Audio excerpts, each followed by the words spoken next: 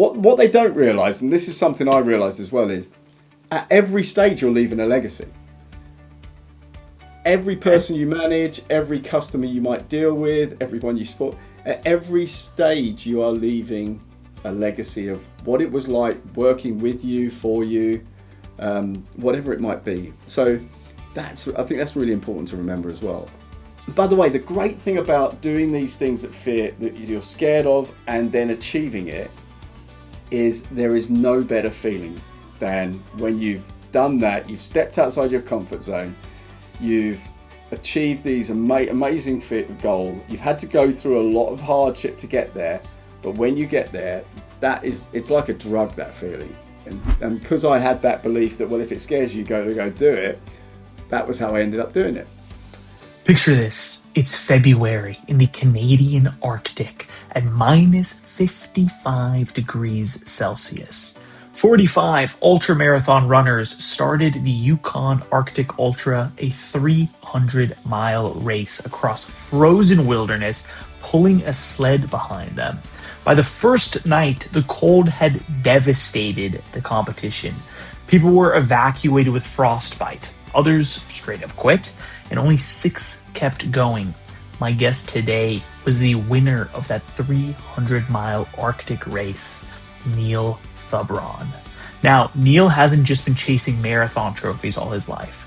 He spent 30 years at IBM leading global sales teams.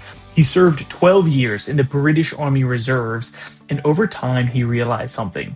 Extreme goals, both personally and professionally, aren't just about proving yourself.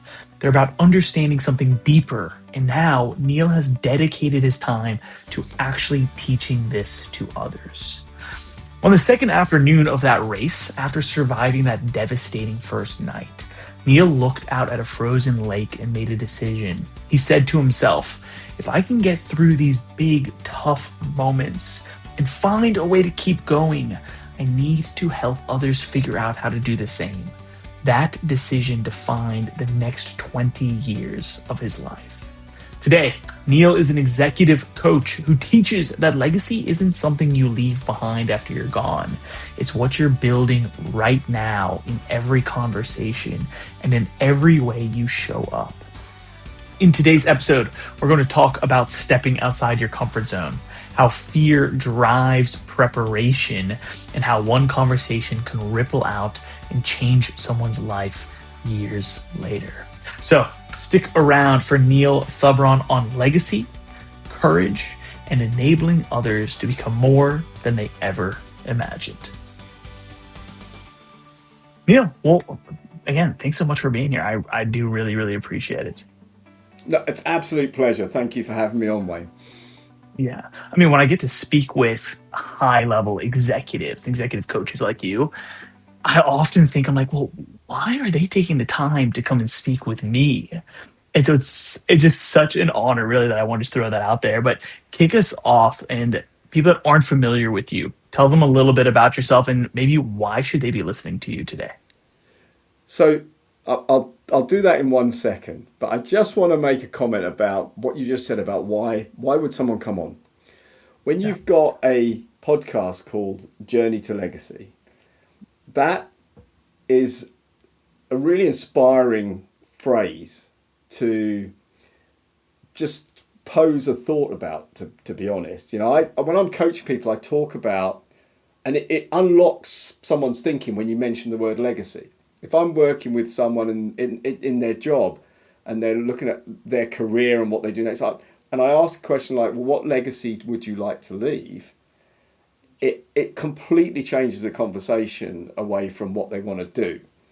And so that's why I just wanted to share that with you, because I think the title is brilliant. So a little bit about me, very, very briefly. You know, I've got a pretty varied background in the corporate world, 12 years in the British Army as well, which was in the Army Reserves.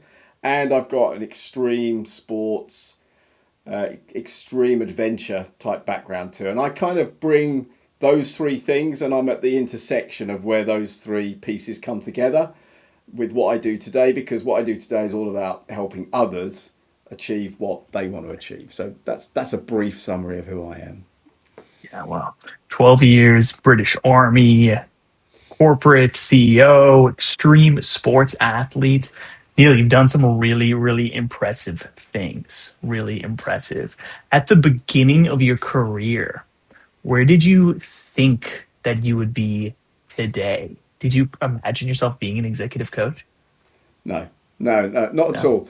And that's an interesting thought. And one of the things when I'm working with people, I get them to think about is when you're looking forward at what you want to do next, at this big goal you want to shoot for, the career, the new job you want to, the new business you want to set up. When you look forward, it looks a bit overwhelming, and you have to take time to look backwards at where you've come from. It's a bit like the analogy of climbing a mountain.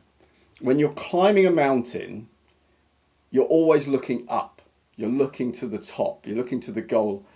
But if you just take a moment and look back, you see how far you've come up that mountain already. And actually, when you look back, the view's fantastic behind you.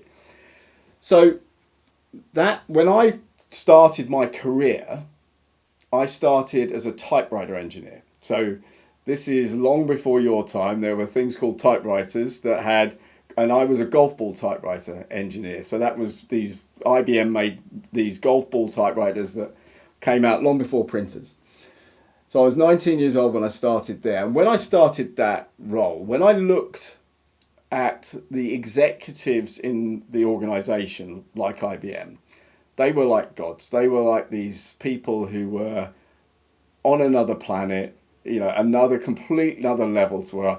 So I never looked at and thought that's my destination.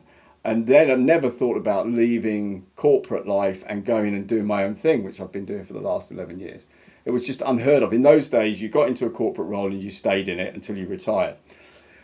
And so the answer is no, I never imagined that.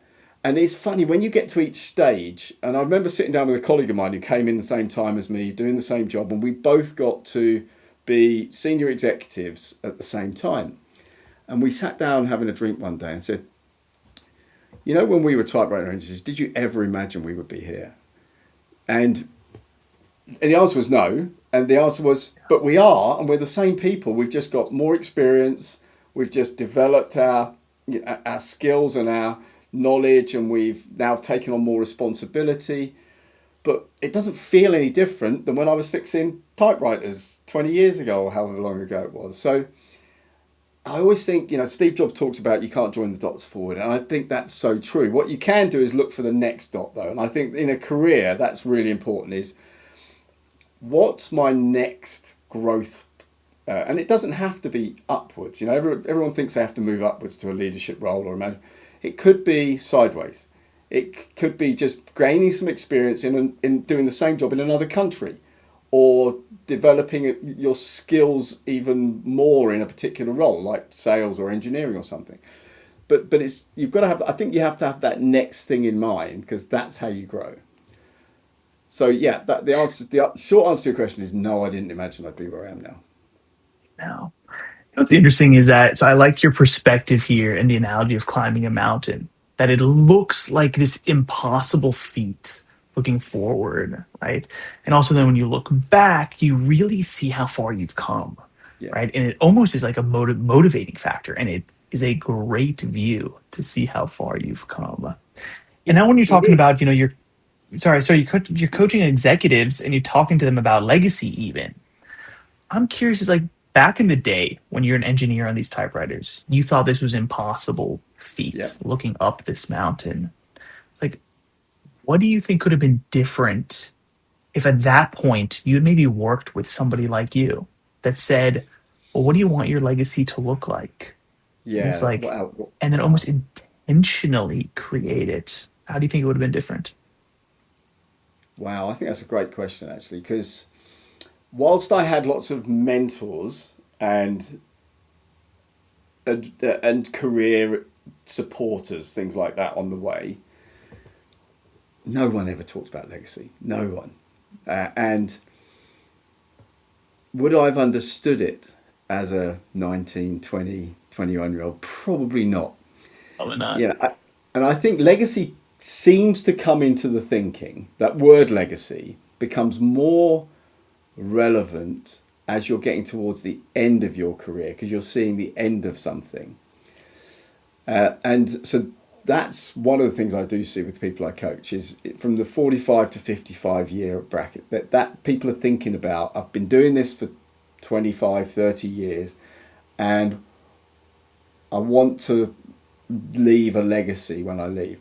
What they don't realise, and this is something I realise as well, is at every stage you're leaving a legacy. Every Okay. person you manage, every customer you might deal with, everyone you support, at every stage you are leaving a legacy of what it was like working with you, for you, whatever it might be. So I think that's really important to remember as well.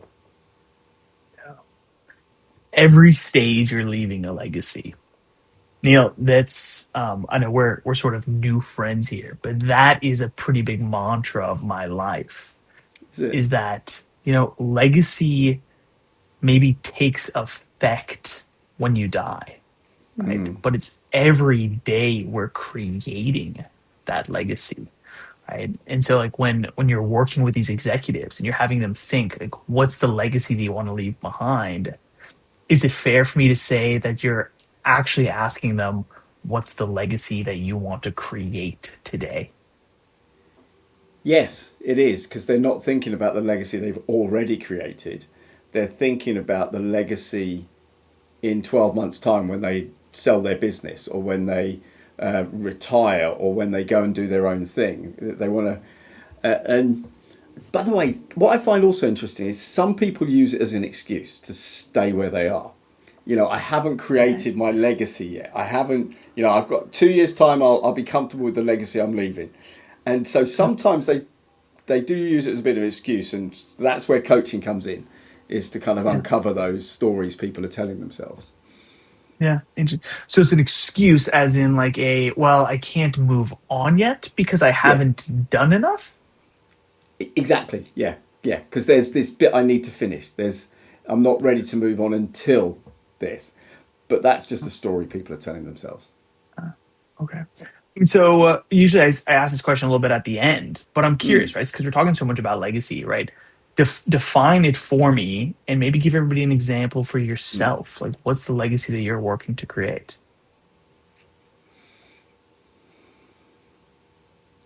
So the way I would define legacy, and I'll give you an example. I'll give you a real example of back in we talked about South Africa earlier. When I was running a sales organisation that was UK, Ireland, South Africa,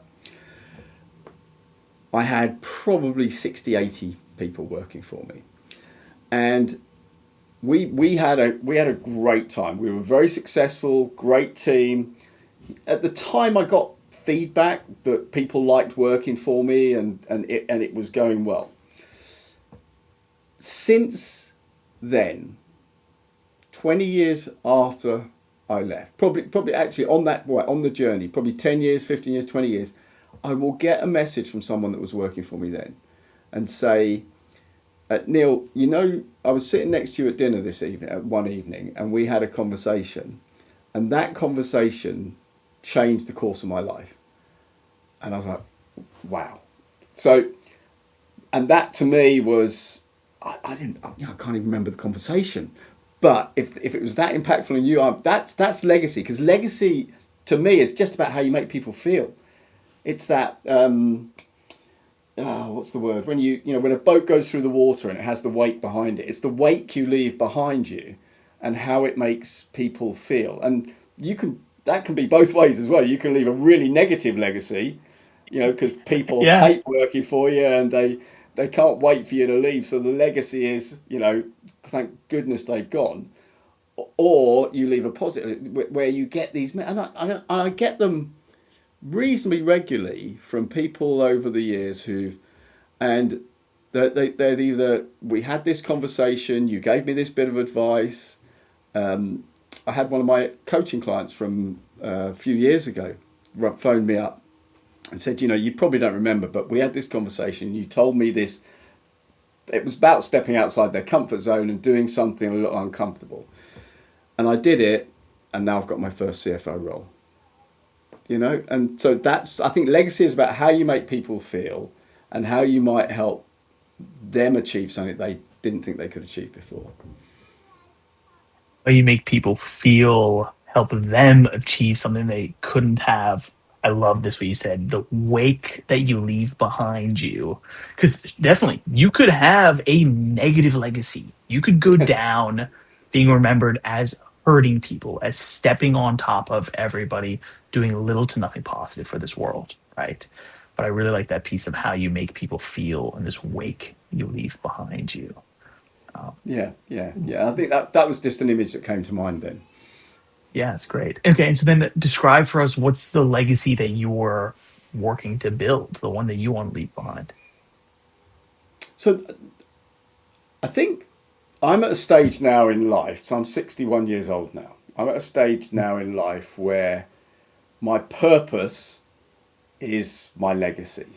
And I think I discovered my purpose probably 15, maybe 18 years ago, which is all about enabling people to achieve more in their business and personal lives. So long as every day I'm enabling people to achieve more, and that could be anything from personal life and their relationships to helping them sell more, helping them become a better leader so that their team follow them more and they optimize their business. It could be absolutely anything.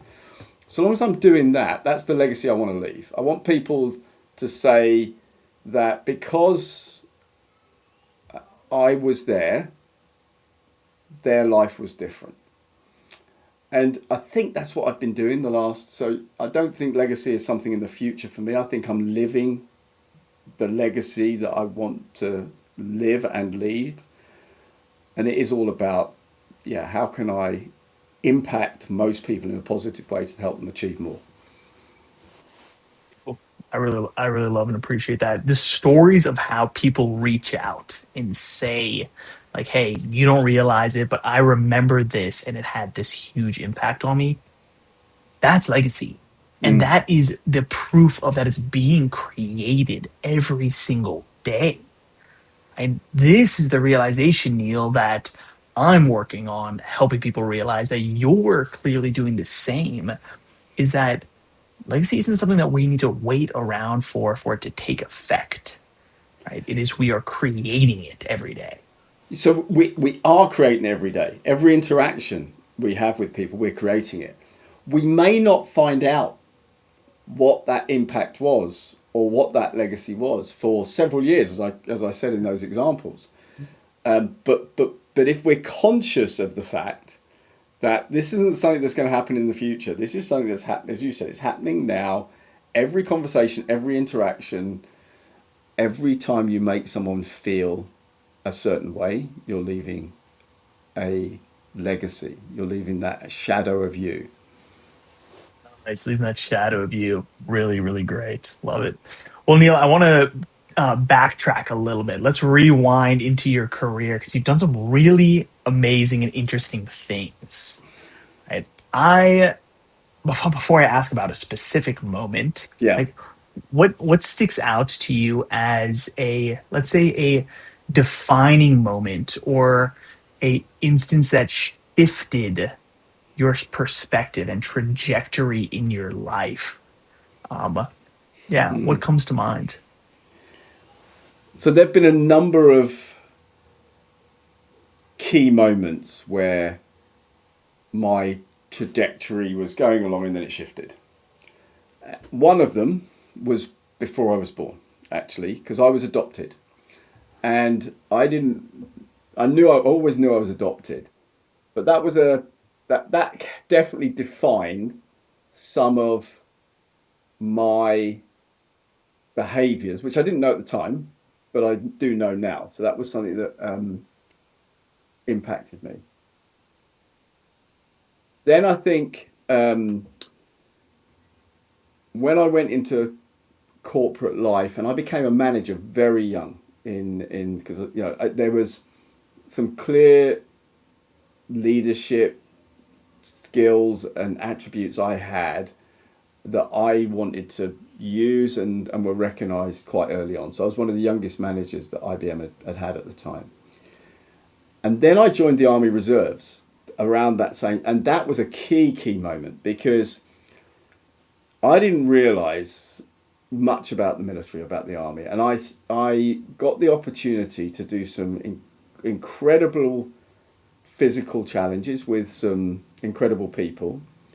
I got to go through Sandhurst and became, as a British officer that gets commissioned by the Queen, and I learned so much about myself. And each moment it's about stepping outside your comfort zone. So when I became a manager, I was massively outside my comfort zone, because everyone I was managing was nearly twice my age.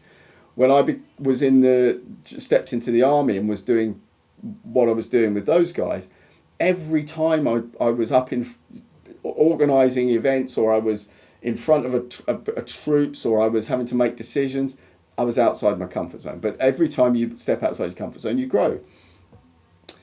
And one of the most defining moments for me, though, as to where I am now, everything leads you to where you are now, but one key defining moment, I went to a Tony Robbins Unleash the Power Within event in 2007.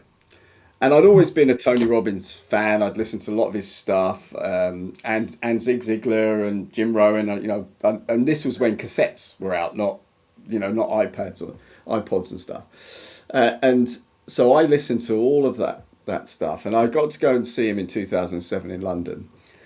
And the reason that changed my trajectory in a number of areas was because I suddenly realised that the way I was approaching leadership in the business environment, in sales environment, was wrong, and I needed to change the way I approached it. That was one thing that came out of it. The second thing was I realised that actually I'm capable of so much more than I think I'm capable of. And the third thing was I made a decision at that event that I was going to find my natural parents. Wow. Because we went through a bit of a meditation, and I had a moment where I saw my birth in one of the sessions that Tony runs. So those were three key things that then changed what I then did over the next 20 years. Those are some of the key, and then leaving IBM was a key moment after corporate life after 30 years, and that came about because of the Arctic race that I did back in 2015. Neil, I don't know where to start. Um, it is great, where I think the best place to start is that we do need to realize, of course, that where we're sitting today is, I think, is really meant to be, right? It's like everything that happens to us is key and is shifting us to where we are now, and where we are now is prepping us to where we need to go next. Yeah. Right. Let's start maybe something you said, right? Is that you said a big key is stepping outside of your comfort zone, right? Mm-hmm. That's where you grow, right? A lot of people maybe realize this, but it's a comfort zone for a reason, right? Individuals that you work with, right? How are you helping them to get out of their comfort zones? And so how can our listeners actually start to take action to get out of their comfort zone? Because that is where they grow. That's where they're going to achieve the next level in their life. And I think it's recognizing where the edge of your comfort zone is. And the way you recognize that are through thoughts and words that you say to yourself. So if you think, I can't do that, when you're asked to speak on stage, when you're asked to take over a big team, when you're asked to, or you are asked to run a marathon or go, when you think I can't, you're at the boundaries of your comfort zone. When you avoid doing things as well, you say, I'm not that. The story you tell yourself, I'm not that type of person. That's not something that I would do. As soon as you start telling yourself those stories, and I see this with people I coach, it's normally they don't realize they're doing it, and this is where coaching helps, because we're listening out for the things that aren't said, And you can tell when someone, they say something like, yeah, yeah, of course I'll go and do that. And you know their body language, the way they've said it, they're not going to go and do it. So that's where you challenge them. But I think the key is, if it if you hear yourself saying, I can't do that, or I'll do that, in a year's time, I'll do that when I've got some skills in this area, I'll do that when I've got enough money here, or whatever it might be. Those are all excuses, and those are good examples of, right, I need to say yes to this. And you know that movie Yes Man with Jim Carrey? Absolutely. Yeah. Honestly, that's a brilliant example of, if you think you're just about to say no, say yes, and you're stepping outside your comfort zone within Mm. reason. Uh, within reason, within reason, absolutely. Okay, great. This is an awesome step, and for people to realize is first understanding and realizing where your comfort zone is. And these are really great actionable things. Everybody, go rewind a minute, 2 minutes here, right, and listen through what Neil just said again. Because when you're thinking, "Oh, I can't do that," that's the boundary of your comfort zone, right? Or it's like that's not who I am. I'm not the type of person that does that. Again, you're understanding where this boundary of your comfort zone lives. And this is what's prepping you now to go and be a yes man. And be like, well, why not? Okay, I was about to say no. I was about to have this limiting belief. Let me push through. Yeah. And so, is there anything that you then tell some of your clients or individuals of then, well, how to push through, right? It's because, again, this is my comfort zone for a reason. I have this limiting belief of I can't. How do I get past it? So I can tell you what I've done, and what I've, Please. where I've experienced it. So I'll give you an example from a couple of years ago, actually, because I'd done, these big extreme running events, all in the deserts, the mountains, the Arctic, and every single time I entered one of those, I was scared to death about doing it, and I was fearful. I was fearful of failure. I was fearful of the pain. It was what it was going to be like being out there doing it. I remember when I entered the Marathon des Sables, which was back in 2007, in the which is a run across the Sahara Desert for 6 days, carrying all your kit. And I was watching it on TV with my wife on a Saturday morning, and I'd seen it a few times, and I'd seen celebrities doing it, athletes, celebrities doing it. And I said to her, you know what, that looks really exciting. And I'd done a few Ironmans and marathons and things, so I was pretty fit, but I hadn't done anything as extreme as that. And this is where it's great having someone who believes in you more than you believe in yourself. And she just said, well, then enter it. Why don't you go do it? And I couldn't think of a reason why not, so I did. But then the great thing about stepping outside your comfort zone was the fear drives you to then prepare really well, to learn what you need to know. And so that's one of the things I've learned is, so this would be my advice to anyone who sees something that they feel they can't do or be fearful. The first thing is, go put it in the calendar. Get it in the calendar so that you've booked it. You're going to do it, and whatever that might be. One of the fears I've done a lot of public speaking. I was a professional public speaker. I've done Toastmasters. I've won Toastmaster events. But one of the things I never did because I was fearful of it was comedy. And I went and booked in fact, it's my wife again. She knew this was a limiting belief of mine, that there was a fear of going and doing comedy as a stand-up comedian. And for a birthday present, she booked me on a comedy course. And that was pretty scary. But it was in the diary. I had to commit to it. And to pass that course, we had to do a 5-minute sketch in a pub in North London on a Sunday night with a bunch of people who'd been drinking for several hours. That was pretty frightening. So I guess identify that fear, then get it in the calendar, and then start Nice. planning and get moving towards it. Nice. Identify the fear. Actually, yeah, make it real, tangible. Put it in Yeah. the calendar. Having somebody that's going to support you and hold you accountable also is amazing. It's such a reason, everybody, to, if you don't have an amazing partner in your life like that, right? That's a reason to look towards coaching, to look towards mentorship, right? And like Yes. if you're not at the position to be able to pay for one, like go find somebody that you just look up to that's in a managerial position, right? Those can be mentors also, right? Those can be coaches to help hold you accountable for things. Um, Really, really great. And fear drives you to prepare. Neil, that's what you said as well. Yeah, and it does. I mean, everything I've done Yeah.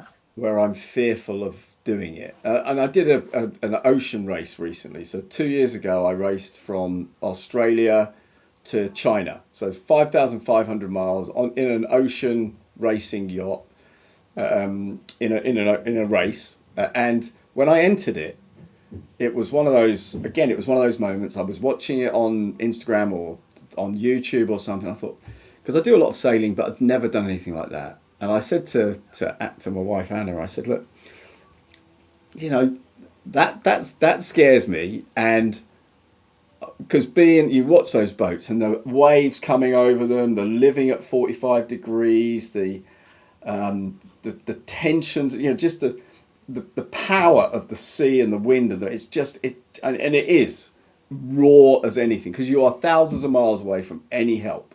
So you are on your own in this small 70-foot boat in a hostile ocean, a hostile environment. But again, it's 2 years before I did it, and just made me focus on preparing for it.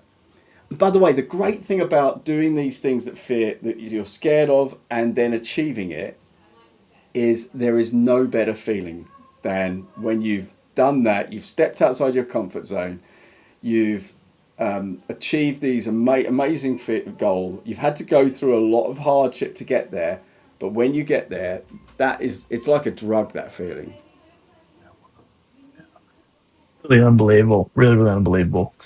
Neil, it's so sad that we don't have unlimited time here. So No. let me steer a little bit towards something that's still very actionable for everybody that's listening. Um, you have a book that I want to talk about, and then let's go towards a little bit of this story that the I guess the book is based around, and then you can go into the framework also. And so you competed in a different race, right? It was a 300-mile ultra marathon through the Arctic, one of the toughest ultra marathons in the entire world that exists. Tell us a little bit. What was this race? Why were you crazy enough to even sign up for it? Okay, so the race is called the Yukon Arctic Ultra. So it's in the Northwest Territories of Canada, just below the Arctic Circle. So you start just below the Arctic Circle in February. The start line, it was minus 35 degrees centigrade, and it got over the race, it got down to minus 55 degrees centigrade. So it's very, very cold. And I got I got into it in a bizarre way, actually, because I'd done desert runs, I'd done some mountain runs, some big 100-mile mountain runs. And because I organise ultra events as well, and someone was taking part in one of the events we organise, and they were taking part in the event. It was an 84-mile 3-day event, and they were pulling tyres behind them.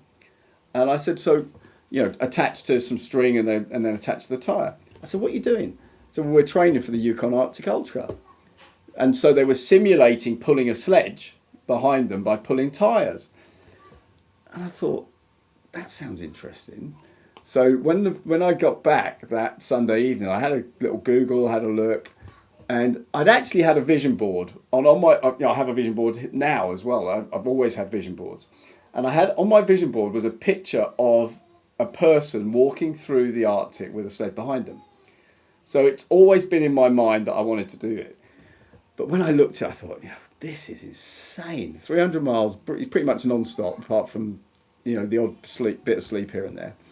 In those temperatures, that scares the hell out of me. And because I had that belief that, well, if it scares you, go do it, that was how I ended up doing it. And so that's the event starts on a Sunday morning, and and I did it in 6 days and 19 hours. And I was the first Brit to win that event as well. So I was the first British person to cross the line first. Wow. But it was extreme. That particular year, the first night got down to minus 55 degrees centigrade. Now, I didn't know that at the time. I didn't realise that it was that cold because I'm not carrying a thermometer with me or Yeah. anything. But I knew it was hostile because I hadn't seen anyone. There was 45, 46 people started the race. And during that first night, I was on my own. It's totally silent in those conditions. You just keep going forward with you're walking forward, making your way through the snow. But it was getting so hard, and I was so tired, and which I shouldn't have been at that point. I was probably 40 miles in. I should have been absolutely fine. But so I had to make a decision to stop, and I decided, which is not a simple decision in those temperatures, but I made a decision to put my tent up, get my sleeping bag out, and get a couple of hours sleep. And then I kept going to the 50-mile checkpoint. And when I got there, I realised that something had happened that night that I wasn't aware of. And after the whole field had been devastated by the cold. We'd had people evacuated off to hospital with frostbite on their hands and feet.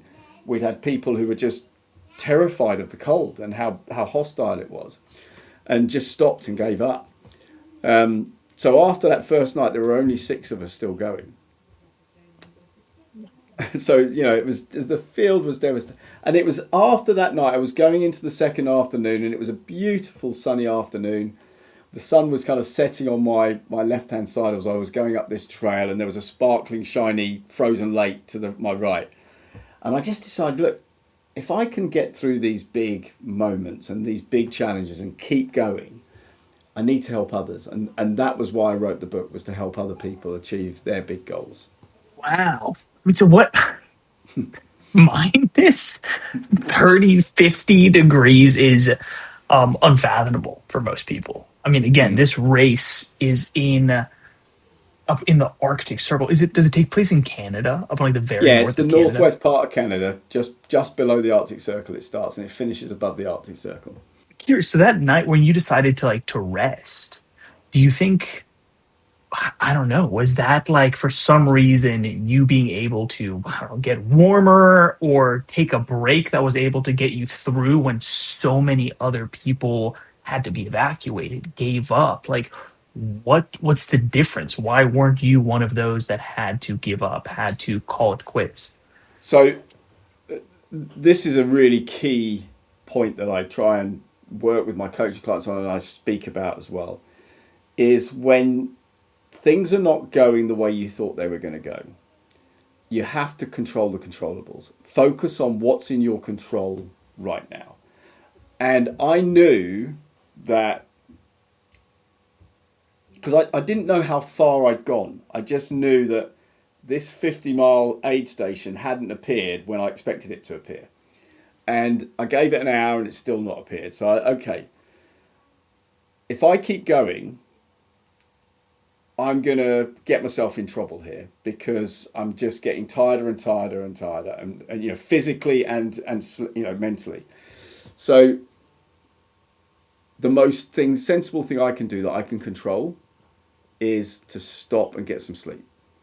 And it was a hard decision to make, because putting up a tent in those conditions and getting a sleeping bag out, you've got to be really fast at doing it, because otherwise you've got a good chance of getting frostbite. So it was a big decision, but it was based on, it was something I could control and do, and I knew that I needed to focus on survival, and making sure I made some good decisions, because I know how important rest is when you're exhausted, and I know that from my time in the military and all the other events I've done. So that was why I decided to do it, and it was a smart decision, because it meant that I was okay to keep going, whereas other people were just completely wiped out.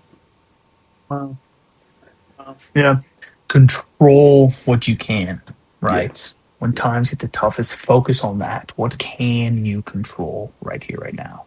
yeah, absolutely. Yeah, Absolutely super key. important. Tell everybody what's the title of your book. We'll be sure to link to it down below as well. Yeah, so it's called You Can Achieve Any Big Goal Using the 7P Formula for Success. And the 7P formula was literally just the structure and process I developed in my head over the next 5 days while I was on my own out doing that event. Oh, amazing. Okay. Everyone link down below. Over here, I'm like scratching my brain. I'm like, do we have time to go through these 7Ps right now? And I think I want to leave it as a teaser. And I think I want to invite you back and have everybody go check out the book, go check out your website down below. Um, but really amazing. It's so great to talk about legacy. And then when you Mm, get to tie it into all your experience from the British Army, from actual business, extreme sports, is just really, really unbelievable. Um, Love it. Neil, I always like to ask near the end as well, like, is there anything so far maybe that I haven't asked you that like you think I should have, right? That's sort of top of mind that you want to talk about? it's a great question, and let me ask you a question actually, if that's okay, Please. because I don't hear many people talk about legacy. I have to bring it up when I'm talking to people about legacy, and I'm curious. In all the discussions you've had, in all the podcasts you've interviewed, people you've interviewed, is there a moment, is there a type of person?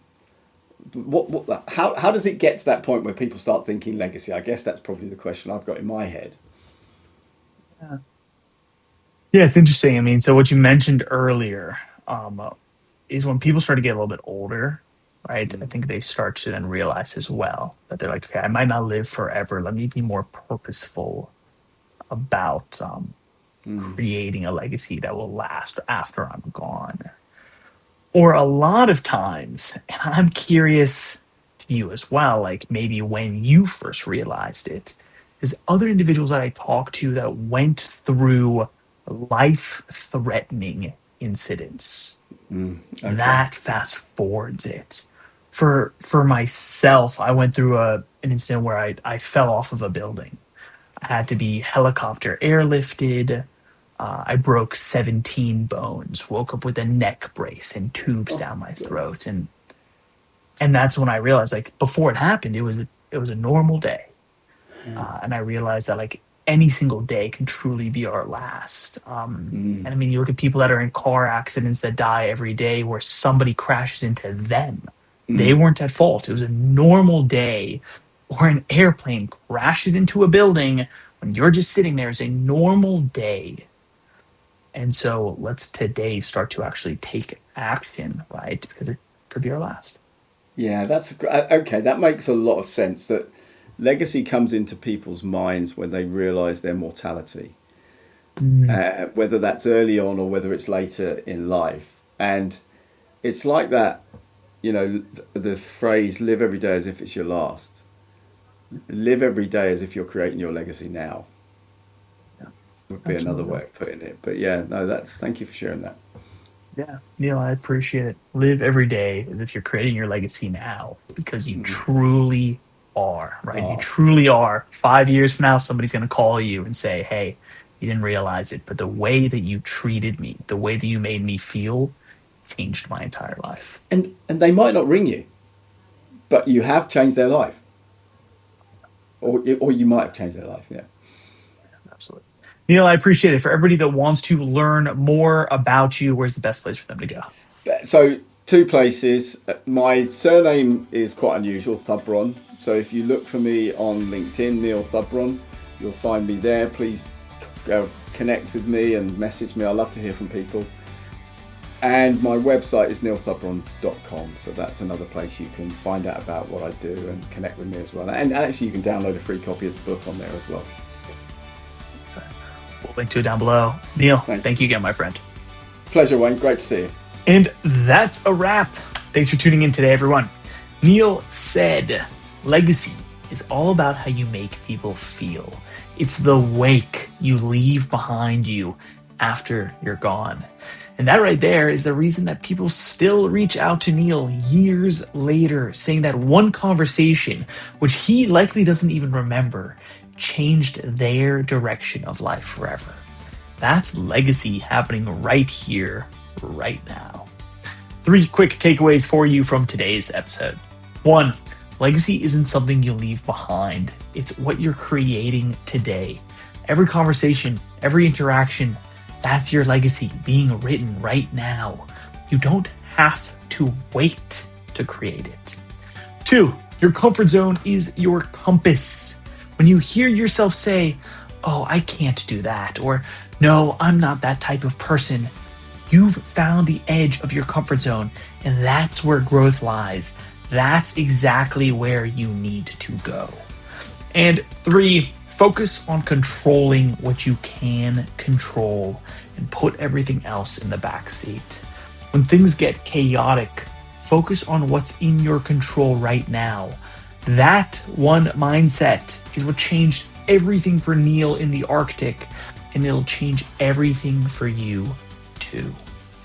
If you want to connect with Neil, head to neilthubron.com or find him on LinkedIn to learn more about his coaching and to grab his book on the 7P formula. Thanks for tuning in today, everybody. My name's Wayne Veldsman, and we'll see you next week on Journey to Legacy.